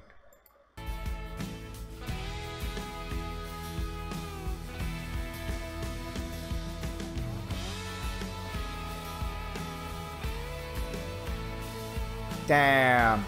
Yeah, it's a long beginning, but I feel like it's something that if you don't draw attention to, right? Or don't draw too much attention to, then I think that you have some people that you fooled here, I feel. But yeah, I think if you don't draw too much attention to it, it works out. It's especially considering that looks like a very weighty ring, right? So it looks like a very heavy ring. My ring is essentially I feel like it's a girl ring. So you could pretty much spit on this and it'll float in midair. But yeah, dope, dude. That's fucking dope. Definitely job well done on that motherfucker. Say Piggy, how do you get those super wide one-handed fans? Well, I learned, not to take you out here, Squeeze, but again, fantastic job, boy. Let's go here real quick. To Jeff Sheridan. Jeff Sheridan, okay. So I always try to make my fans look like this. Like just by literally watching this video, I just tried to emulate the way this guy does fans. And I eventually just did it. Like there wasn't any sort of technique. I just kept doing it. And then eventually my hands just kind of spread. And I was able to kind of do it. The condition of the deck helps. You're not going to be able to do it for shit deck. Just look at that fan, right? It almost looks like he did a normal fan with that motherfucker. But it's a one-handed fan. So it's just a grip thing, man. At first, I think you're nervous and the cards almost feel like they're going to fall to the ground. But over time, you develop the right grip strength to hold it. So I feel like eventually it's just a practice thing. Like I know that sounds like a stupid thing to say, but it's one of those moves that the more you practice, you're going to notice that the wider the fan is going to be. So, but honestly, I learned it just from copying this guy. Just from trying to look at this guy and copying his fan. So he has a fantastic fan. You get it? Ha! Ever want to kill yourself? And he does it with both hands, which is amazing. Piggy Matt would be dope, but that's definitely not going to be anytime soon. I feel like I would definitely do the deck before the Piggy Matt. Obviously, it's all merch, so I would love to do it. But I want to do it right. I don't want to fuck it up. I don't want to essentially do come out with merch that isn't up to par with, you know, quality standards, I guess, or my quality standards. So I feel like I wouldn't want to come out with something like a mat just because I could do it. I'd rather come out with something that I could take time and make it look good. So deck, I do want to make sure that the deck is great, and you know, I don't want to have any sort of incidents with my first deck, because that kind of sets the precedent for future decks. Like, imagine if I come out with the deck, there's an issue with it, you know, I don't want that to happen. So I want to make sure the designs are great. It's going to be a very minimal design. I already have some ideas and the way I want it to look, but it's just making that look good on the back of a card. Again, I would love to do it on the B9 finish, so I need to contact these dudes, see how that could happen. But that's definitely something that I would want to make sure everything's fine. I'm not sure if I'm gonna have a say on the faces. I don't know if I'm gonna affect the faces too much yet. That might be another iteration of the deck, but at least for the first gen, I do want to make sure that the back design and the finish and everything is fine about it. So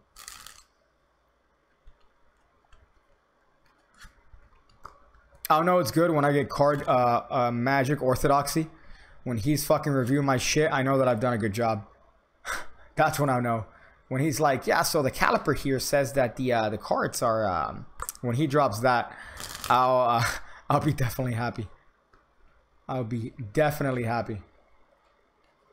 Let me take this out. Let me put this. So yeah, so it really depends. B9 finish. Yeah, B9. I already made the joke, I think, before. B9, that's how I like my tumors. B9 is how I like my tumors. But I just learned those fans from trying to copy Jeff Sheridan, honestly, from just trying to be a Jeff Sheridan copycat. I even had a phase when I was younger. I'm almost afraid and ashamed to admit that I liked turtlenecks. So, Jabrizi, Evan Eric, Jack 120. You gotta fuck, marry, and kill one. I would probably... I just out of default, I feel like I'd have to kill Evan Era. Not because I have a lot against him in terms of how he is, because he could be a normal dude. He could be a lovely fella. But those three... Actually, you know what? No, fuck. Kill Jabrizi. Kill Jabrizi. Marry Evan Era. And... fuck Jarek. Because he looks mostly... He's the one that most looks like a girl out of those three. So... Can I be a weatherman on your next news segment? That could happen. Yeah, yeah. Send me the video.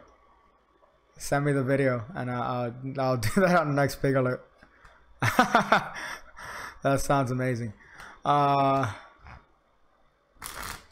So yeah, for sure, I think Jabrizi is gonna be the one that has to go. Evan Era marrying because you know he's banking on those cheap knockoff fucking pen through dollars that he sells for 30 bucks that he buys for 20 cents. And Jarek looks most like the female there. So giveaway. I feel like I want to do a giveaway like last time if I hit like 50. But seeing that this is the tail end of the stream, I don't think that's going to happen on this particular one. This guy, that's how you get the Carnegie Hall. Practice. John Practice.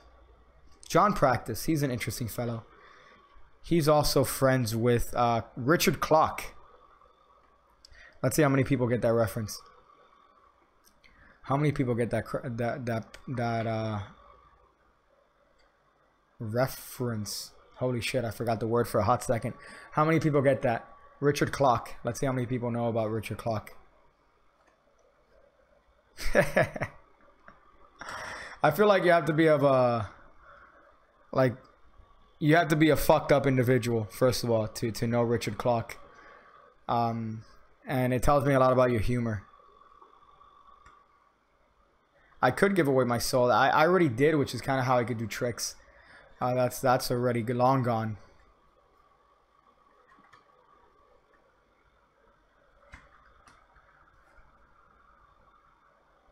Researching credits. Yeah, Conjuring Archive is a great one. Dennis Bear has a trick called... I do not know about Richard Clock. But he has a thing called the Conjuring Archive. If you Google a Conjuring Archive, you're going to find a lot of shit where you could look up, you know, similar tricks or anything like that. or just Googling the effect. I mean, if you get basics about the effect and you Google that, I'm sure that you're going to find a lot of things that might be similar, or you might find something that takes you in the right direction. But I mean, that's the fun part about Magic, that pretty much everything is already done. So yeah, I'm gonna end this at 2 hot hours. I feel like in 5 minutes, I feel like that's gonna be a hotness for a stream. Joe Mama says I can make piggy mat and cards. As far as the piggy mat, maybe, but the cards for sure I do want to. I already know what I'm gonna do with those. So, but if you could, I mean, I'll be glad to check it out. The piggy mat. I like the I like the shitty bath mat that I got from Wish.com here with the fucking pig on it. I think that's the greatest thing ever. It's so shitty. Like the graphics don't even fit on the thing. I feel. Would you like to see my original trick called the Impossible? I like that the first comment here is I created an original trick, but I'm not sure. And then the next comment is, would you like to see my original trick? I'm like, that was a really quick turnaround between not being sure if your trick's original and referring to your trick as being original. Like, that was a pretty quick turnaround there, I gotta say.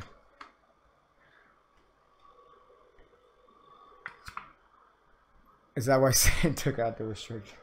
That's fucking funny. Yeah, maybe. Depends. I feel like watching enough of those videos on YouTube about YouTube magic and demons and shit, I feel like you almost begin to start to think that you actually have demons helping you out. Because, I mean, let's say you start practicing like a one-handed fan, right? You start practicing it. First you start off being shitty, right? Then suddenly, out of nowhere, you start doing really good one-handed fans. I don't buy that. I don't fucking buy that for one moment. That is fucking Satan. That's a demon helping me fan cards. And cardistry, don't even get me started on cardistry. Alright, that's some guy, that's some weird demon, Heshkala, whatever the fuck demon name he has. Fucking, I don't know why. I don't know why my demon seems to have a weird, oddly Arabic sounding name to it. Giveaway, I think I mentioned it. I wanted to do a giveaway if I reached 50 people watching the stream.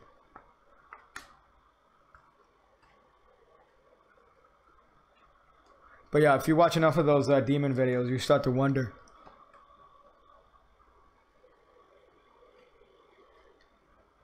I tried Googling the fact, but I can't even find anything on it because it's a transpo that happens openly.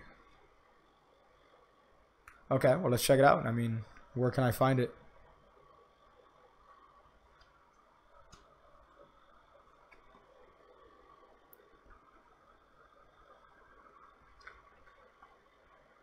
Hey, how do you comment on here? You did it. You fucking straight up did it, man. Hey, congrats, you fucking did it.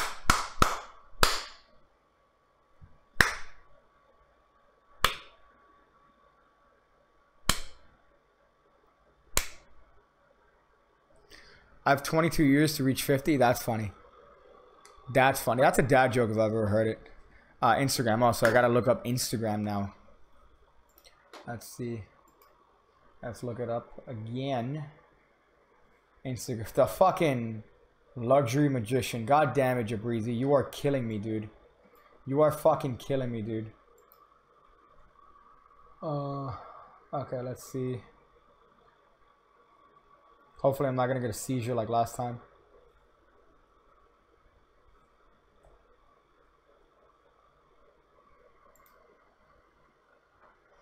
Let's check this shit. Which one is it?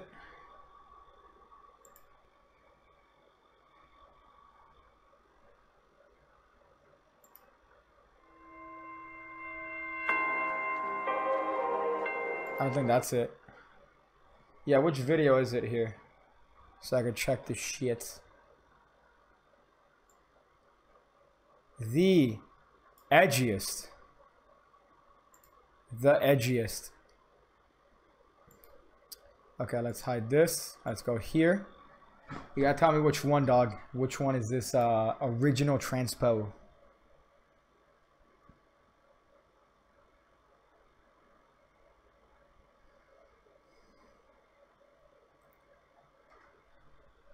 I have 22 years, it's 35K. Well, according to Social Blade, I might just take 25 fucking years to reach, I think, 40K or 50K, whatever the fuck it says.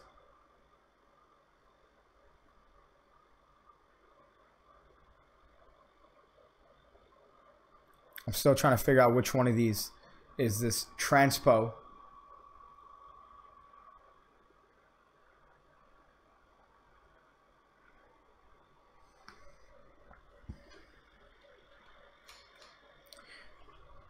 Okay, hold up, let me see this. 4th row, first video. Okay, took you long enough. Let's see. That's 1, 2, 3, 4. First vid. Let's see.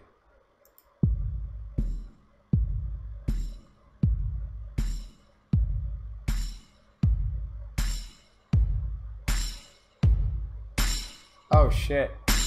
Okay, that loudness here.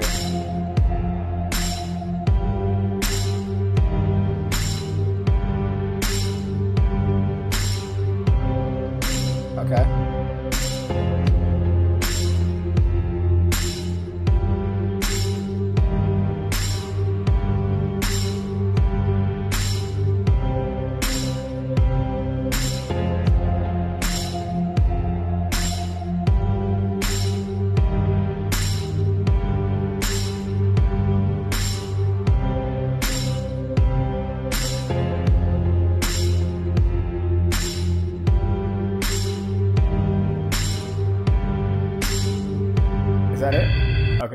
I mean, it's good, but I've definitely seen a lot of similar stuff to that. Like, I don't think that you could say is an original effect. I think I've seen a lot on that based on the daily effect. I know that yours has a little bit more of that open sort of feel in the second transpo, or you know, not the second transpo, but the where you actually get the cards to switch. But I mean, I don't think that's super original, man. Gotta tell you.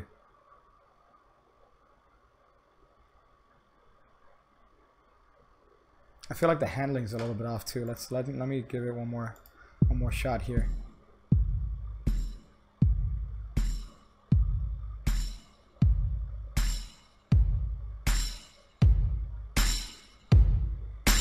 Yeah, I feel like the handling's also a little bit sloppy.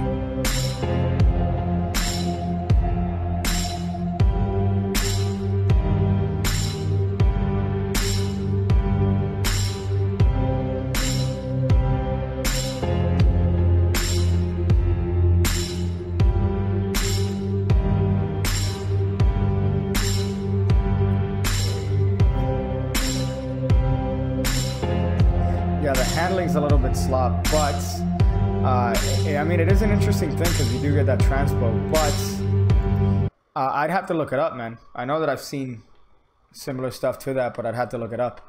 It almost reminds me of NFW, right? It almost reminds me of Gary Freed, NFW. It reminds me of that a little bit. It reminds me of shit, there's another one.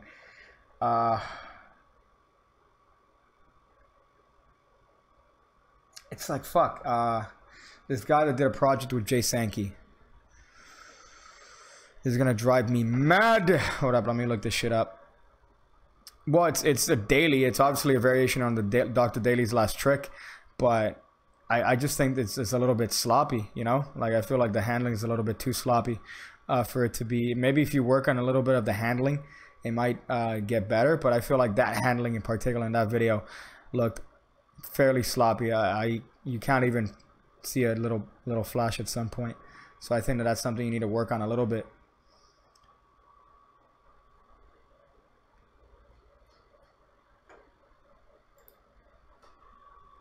But I think it looks most similar to that I don't know if it's NFW or NSFW. I think it's NFW by Gary Freed, where four jokers kind of do that thing, and it's kind of they change into aces. That's kind of what it reminds me of a lot. And there's also another thing that it's reminding me of, but I can't remember the name of the magician right now. But yeah, but just, you know, working the handling a little bit, I feel like it's a little bit too sloppy.